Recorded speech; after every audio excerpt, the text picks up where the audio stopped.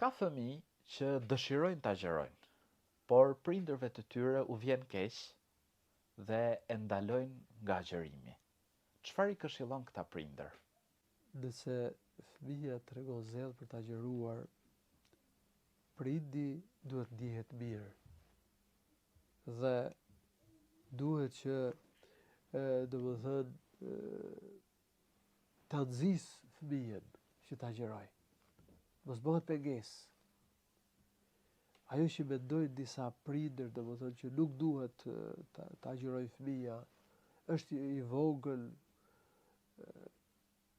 Kjo është gabim. Përderisa fëmija i kupton gjërat, i ka mbushur 7 vjeç, si ne përmenda pak më përpara, e kupton që është agjerimi, atëherë ne nuk kemi pse ta lëmë fëmijën pa agjerim.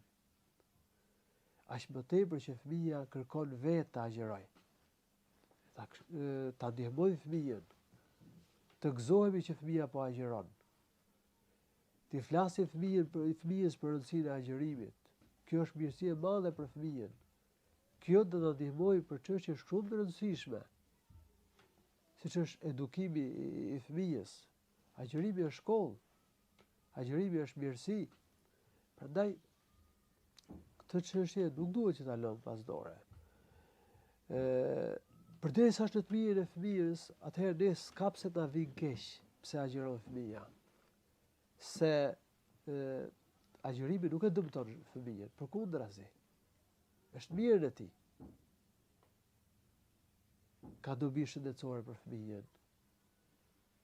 Ka efekt pozitiv për moralin e fëmijës, kultivon fëmija durimin, moralin e bukur, e bën të disiplinuar, rrit ndjeshmërinë fetare tek fëmija, rrit vetdijen fetare tek fëmija. Pra mendimi që do të dëmtohet fëmija është krejt i gabuar. Nëse fëmija është smur, kuptohet që nuk do agjerojnë. Nëse fëmija nuk e përballon dot, nuk do ta agjerojnë. Në moshën 7 vjeçare, për shembull kur i mbush 7 vjeç dhe ka hyrë për 8, ne nuk po themi që fëmija ta agjerojë gjithë Ramazanin, po të mësohet me agjerimin.